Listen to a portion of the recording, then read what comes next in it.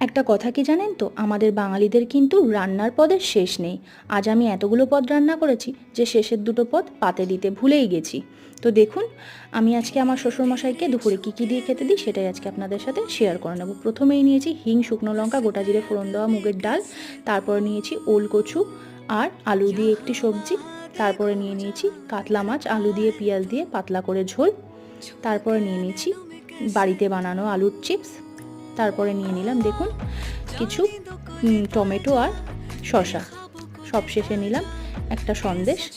দেখুন আমি পরিবেশন করে দিয়েছি, খুব সুন্দর দেখতে লাগছে।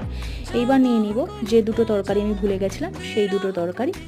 কালো জিরে ফোড়ন দিয়ে কুমড়ো আর আলু দিয়ে একটি সবজি। তারপরে নিয়ে নিলাম শাপলার তরকারিটা। এর রেসিপিটা আপনারা ডেসক্রিপশন বক্সে পেয়ে যাবেন। আশা করি আপনারা ভালো থাকবেন, সুস্থ থাকবেন। নমস্কার, টাটা।